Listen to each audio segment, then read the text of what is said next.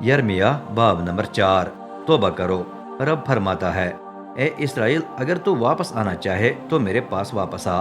اگر تو اپنے گھنونے بتوں کو میرے حضور سے دور کر کے آوارہ نہ پھرے اور رب کے حیات کی قسم کھاتے وقت دیانتداری، انصاف اور صداقت سے اپنا وعدہ پورا کرے، تو غیر اقوام مجھ سے برکت پا کر مجھ پر فخر کریں گی۔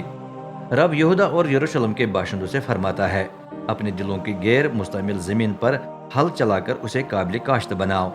اپنے بیج کانٹے دار جھاڑیوں میں بو کر ضائع مت کرنا۔ اے یہودا اور یروشلم کے باشندوں، اپنے آپ کو رب کے لیے مخصوص کر کے اپنا ختنہ کرواؤ، یعنی اپنے دلوں کا ختنہ کراؤ، ورنہ میرا قہر تمہارے غلط کاموں کے باعث کبھی نہ بجھنے والی آگ کی طرح تجھ پر نازل ہوگا۔ شمال سے آفت کا اعلان۔ یہودا میں اعلان کرو اور یروشلم کو اطلاع دو، ملک بھر نرسنگا بجاؤ، گلا پھاڑ کر چلاؤ، اکٹھے ہو جاؤ، آؤ ہم قلعہ بند شہروں میں پناہ لیں۔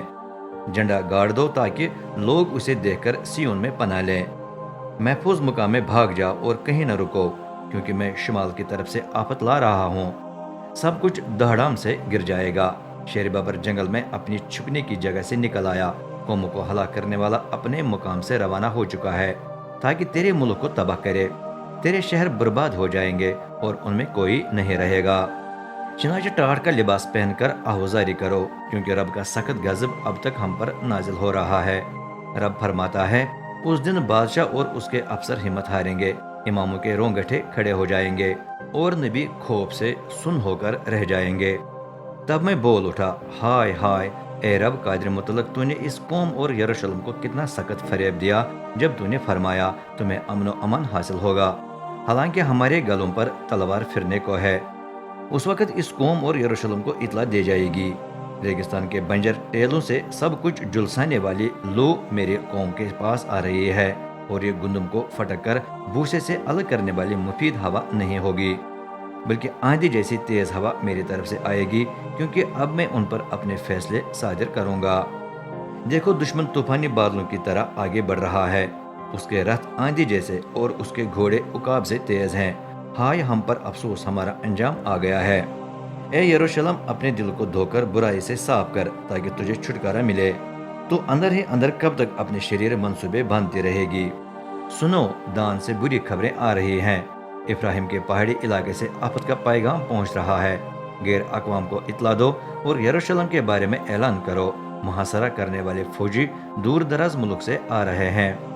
وہ جنگ کے نعرے لگا لگا کر یہودا کے شہروں پر ٹوٹ پڑیں گے، تب وہ کھیتوں کی چوکیداری کرنے والوں کی طرح یروشلم کو گھیر لیں گے، کیونکہ یہ شہر مجھ سے سرکش ہو گیا ہے، یہ رب کا فرمان ہے۔ یہ تیرے اپنے ہی چال چلن اور حرکتوں کا نتیجہ ہے۔ ہائے تیری بے دینی کا انجام کتنا تلخ اور دل خراش ہے۔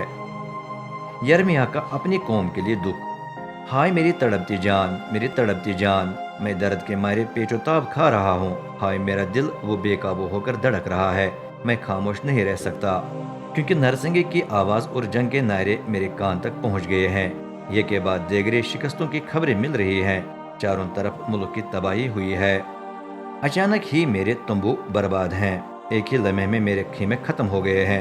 مجھے کب تک جنگ کا جھنڈا دیکھنا پڑے گا؟ کب تک نرسنگے کی آواز سننی پڑے گی؟ میری قوم احمق ہے اور مجھے نہیں جانتی، وہ بیوقوف اور ناسمجھ بچے ہیں۔ گو وہ غلط کام کرنے میں بہت تیز ہیں، لیکن بھلائی کرنا ان کی سمجھ سے باہر ہے۔ میں نے ملک پر نظر ڈالی تو ویران و سنسان تھا، جب آسمان کی طرف دیکھا تو اندھیرا تھا۔ میری نگاہ پہاڑوں پر پڑی تو تھر تھرا رہے تھے، تمام پہاڑیاں ہچکولے کھا رہی تھیں، کہیں کوئی شخص نظر نہ آیا، تمام پرندے بھی اڑ کر جا چکے تھے۔ میں نے ملک پر نظر دوڑائی تو کیا دیکھتا ہوں کہ زرخیز زمین ریگستان بن گئی ہے۔ رب اور اس کے شدید غضب کے سامنے اس کے تمام شہر نیست و نابود ہو گئے ہیں، کیونکہ رب فرماتا ہے، پورا ملک برباد ہو جائے گا، اگرچہ میں اسے پورے طور پر ختم نہیں کروں گا۔ زمین ماتم کرے گی اور آسمان تاریک ہو جائے گا، کیونکہ میں یہ فرما چکا ہوں اور میرا ارادہ اٹل ہے۔ نہ میں یہ کرنے سے پچھتاؤں گا، نہ اس سے باز آؤں گا۔ گھڑ سواروں اور تیر چلانے والوں کا شور شرابہ سن کر لوگ تمام شہروں سے نکل کر جنگلوں اور چٹانوں میں کھسک جائیں گے۔